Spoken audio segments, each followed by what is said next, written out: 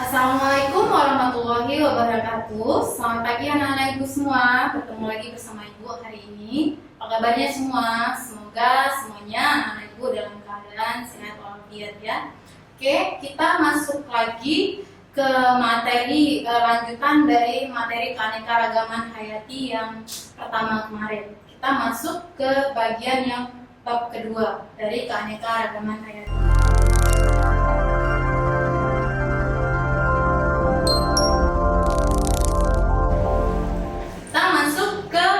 Manfaat keanekaragaman hayati. Keanekaragaman hayati itu memiliki banyak sekali manfaat bagi kehidupan dan kelangsungan hidup dari manusia itu sendiri ya. Apa saja manfaat dari keanekaragaman hayati? Salah satunya adalah keanekaragaman hayati itu bisa dimanfaatkan sebagai bahan untuk yang dapat dijadikan konsumtif atau bahan makanan. Kemudian keanekaragaman hayati juga memiliki nilai manfaat produktif. Kemudian keanekaragaman hayati juga berfungsi sebagai atau bermanfaat sebagai ekologis bagi makhluk hidup atau manusia itu sendiri ya. Manfaat keanekaragaman hayati itu bagi kehidupan kita yang pertama tadi bermanfaat untuk dapat dikonsumsi. Seperti itu. Keanekaragaman hayati itu tidak hanya bisa dimanfaatkan untuk bahan konsumtif pada manusia, tetapi keanekaragaman hayati juga dibutuhkan konsumtif oleh hewan, seperti itu. Kalau pada manusia, kita membutuhkan keanekaragaman hayati itu untuk menjadi bahan makanan, bahan obat-obatan, seperti itu. Kalau bahan makanan, kita membutuhkan yang namanya biji-bijian seperti padi, gandum, umbi-umbian seperti ubi, ya itu kita gunakan sebagai bahan makanan yang berfungsi untuk menunjang kehidupan kita.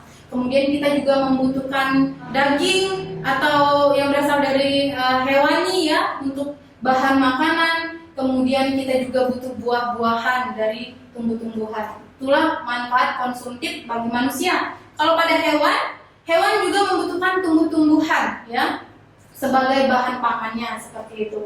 Ini contohnya seperti kalau pada hewan membutuhkan rumput untuk pakan mereka ya.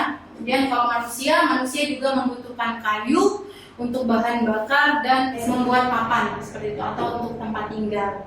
Oke, kemudian selain itu ada keanekaragaman hayati juga bisa dimanfaatkan untuk produktif atau menghasilkan produk yang digunakan untuk menunjang kehidupan dari manusia itu sendiri. Jadi banyak sekali yang manfaatnya. Salah satu manfaat produktif keanekaragaman hayati bagi manusia itu bisa memanfaatkan yang namanya batang tumbuhan atau batang pohon yang dijadikan untuk memproduksi yang namanya kertas. Kemudian kita juga memanfaatkan keanekaragaman hayati untuk bahan sandang kita atau pakaian kita, yang dimana pakaian kita ini terbuat dari serat-serat kapas atau berasal dari tumbuhan. Itu juga salah satu dari manfaat keanekaragaman hayati seperti itu. Dan banyak lagi yang lainnya. Ada nilai manfaat ekologis. Manfaat ekologis artinya keanekaragaman hayati itu berfungsi sebagai penstabil dari ekosistem yang kita diami, atau keanekaragaman hayati itu menjadi tolak ukur keseimbangan lingkungan yang didiami oleh setiap makhluk hidup. Apabila keanekaragaman hayati di suatu wilayah itu hilang atau terganggu keberadaannya, otomatis ekosistem atau lingkungan yang kita diami juga akan mengalami yang namanya kerusakan dan kehilangan keseimbangan untuk kita jadikan sebagai tempat hidup atau tempat berlangsungnya kehidupan seperti itu. Kita masuk ke subbab yang selanjutnya. Tadi sudah kita bahas apa sih manfaat dari keanekaragaman hayati ya. Itu bisa dimanfaatkan sebagai konsumtif, produktif, dan ekologis atau penyeimbang ekosistem alam lingkungan tempat kita tinggal. Kemudian kita akan masuk ke subbab yang selanjutnya, persebaran keanekaragaman hayati di Indonesia. Persebaran keanekaragaman hayati di Indonesia dibagi menjadi dua. Ada persebaran flora dan ada yang namanya persebaran fauna. Oke, kita akan membahas persebaran flora di Indonesia. Anak-anak ibu semua pasti tahu ya apa itu flora. Flora itu adalah tumbuhan ya. Jadi persebaran flora di Indonesia itu dipengaruhi oleh letak geografis, kondisi tanah, jenis tanah, dan bagaimana permukaan tanah itu sendiri, sehingga flora itu dapat menyebar dari satu wilayah ke wilayah yang lain seperti itu ya. Kita masuk ke persebaran flora terlebih dahulu ya. Oke, Indonesia berdasarkan persebaran floranya, Indonesia itu memiliki 4 tipe atau 4 jenis flora yang terdapat di negara kita. Tipe flora yang pertama yang terdapat di negara kita itu ada yang namanya hutan hujan tropis. Di tipe flora yang terdapat di Indonesia yang pertama itu adalah hutan hujan tropis. Apa sih hutan hujan tropis itu?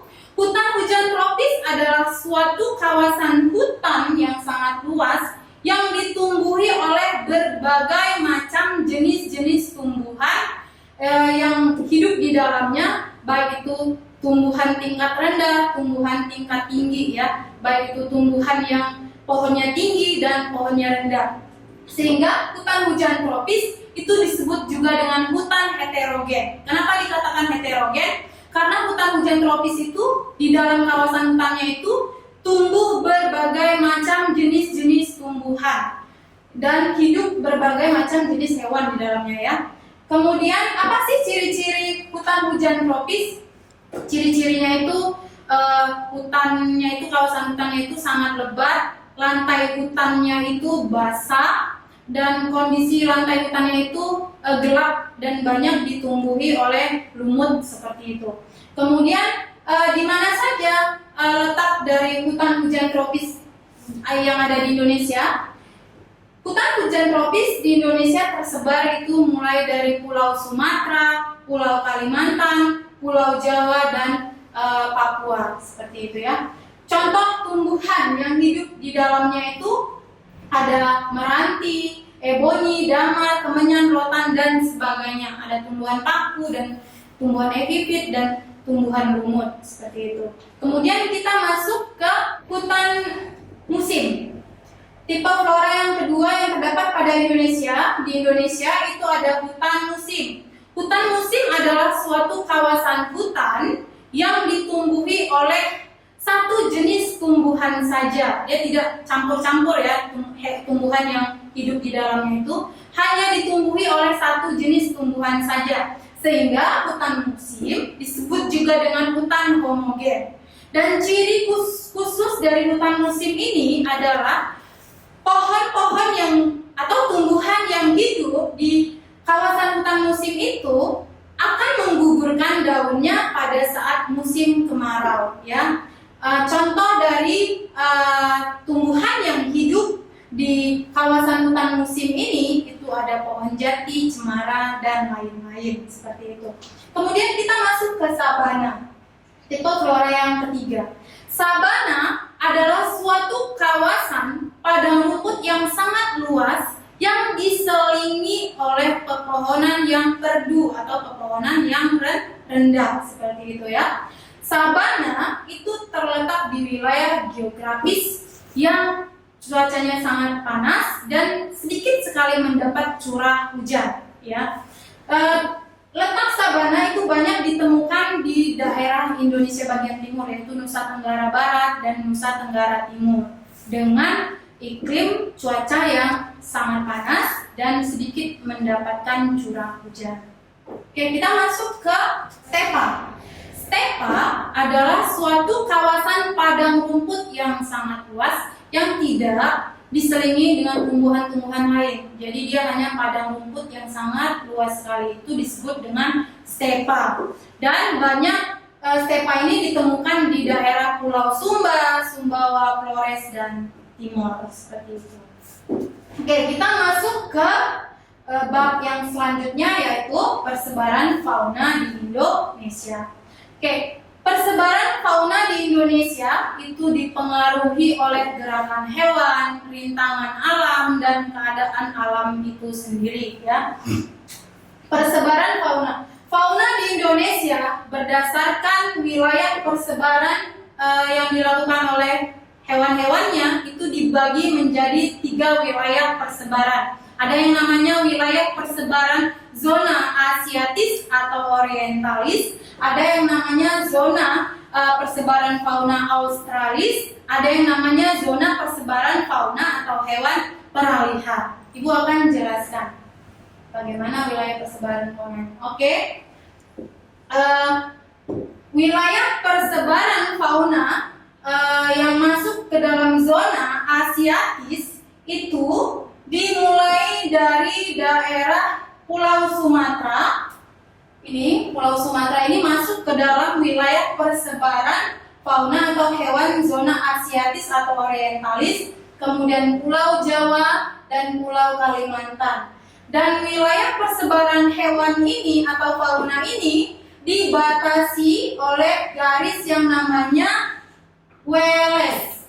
Garis Wallace ini adalah garis imajiner yang membatasi wilayah persebaran fauna dari tipe asiatis atau orientalis. Kemudian wilayah persebaran fauna yang kedua itu adalah wilayah persebaran fauna tipe australis. Persebaran hewan atau fauna tipe australis itu dimulai dari Papua sampai dengan daerah Sulawesi. Dan batas wilayah persebaran hewannya itu dibatasi oleh yang namanya garis Weber. Ini dia ya. Oke, wilayah persebarannya itu sampai dengan Sulawesi dan dibatasi oleh garis imajiner yang bernama garis Weber. Oke, kemudian ada wilayah persebaran fauna yang ketiga itu adalah wilayah persebaran zona fauna tipe peralihan. Itu berada di bagian Indonesia bagian tengah, yaitu di bagian di wilayah Sulawesi. Antara wilayah-wilayah persebaran fauna ini, hewannya itu atau faunanya itu memiliki perbedaan antara wilayah persebaran satu dengan persebaran yang lainnya, seperti itu. Kita akan membahas tentang bagaimana sih karakter dan ciri-ciri hewan atau hewan apa saja yang mendiami daerah persebaran wilayah orientalis atau asiatis.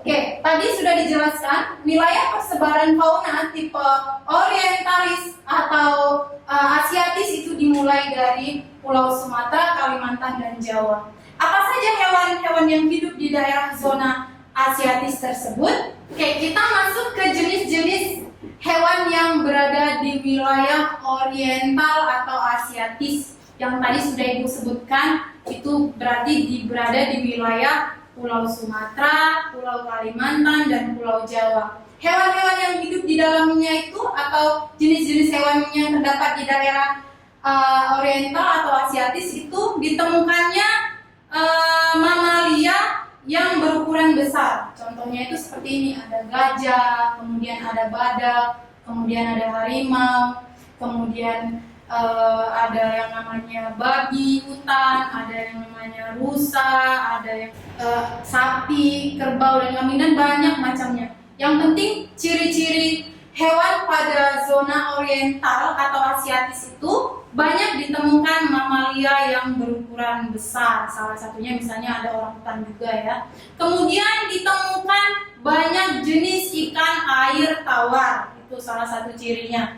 Kemudian burung-burung yang hidup atau fauna atau burung yang hidup di daerah zona oriental atau asiatis itu biasanya burung-burungnya itu memiliki kicauan yang sangat merdu, suaranya itu sangat merdu, tetapi bulunya itu coraknya kurang menarik atau kurang terang, seperti itu. Kemudian kita masuk ke jenis-jenis hewan yang hidup di daerah zona australis. Jenis-jenis hewan yang hidup di wilayah australis itu kebalikan dari hewan yang hidup di daerah zona asiatis. Apa saja jenis hewan yang hidup di wilayah persebaran wilayah Australis itu ditemukan mamalia berukuran kecil tetapi memiliki kantung. Contohnya itu seperti kanguru, walabi, kuskus, tarsius, kemudian ada koala, ya, kemudian ada marsupila. Kemudian di sana di wilayah zona Australis itu tidak banyak ditemukan jenis ikan air tawar. Kemudian burung-burung yang hidup di wilayah zona Australis itu biasanya burungnya itu warna bulunya itu sangat cerah dan sangat menarik, tetapi mereka itu tidak bisa mengeluarkan suara yang merdu. Artinya dia tidak bisa berkicau, hanya saja warna bulunya aja yang cantik. Kalau di zona Asiatis tadi atau Oriental tadi bulu burungnya tidak menarik, tetapi suaranya sangat merdu. Kalau di Australis dia kebalikannya, warna bulunya cantik tetapi burungnya itu tidak bisa bersiul atau berkicau seperti itu ya. Kemudian kita masuk ke jenis-jenis hewan yang berada di wilayah zona peralihan. Hewan yang hidup di wilayah peralihan, zona peralihan itu biasanya merupakan perpaduan hewan yang berasal dari zona Asiatis dan Australis. Ciri khas hewan yang hidup di daerah wilayah peralihan itu ada babi hutan, ada komodo, ada juga ditemukan orangutan, ada gajah, ada kanguru, ada koala.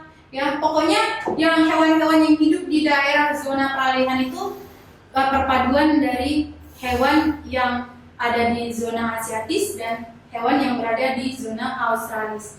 Dan wilayahnya itu meliputi pulau Sulawesi seperti itu ya.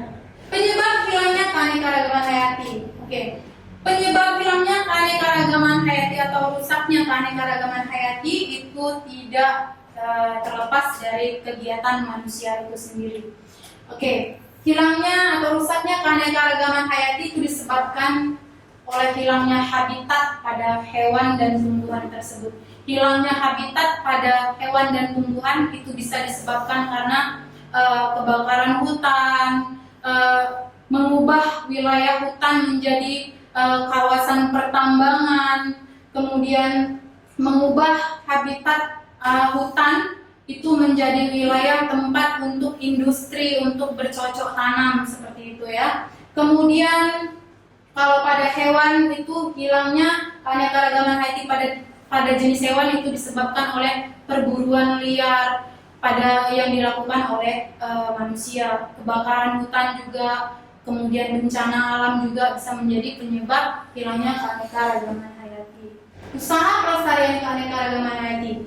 Manusia itu sendiri bisa menghambat proses terjadinya kerusakan lingkungan atau kerusakan keanekaragaman hayati.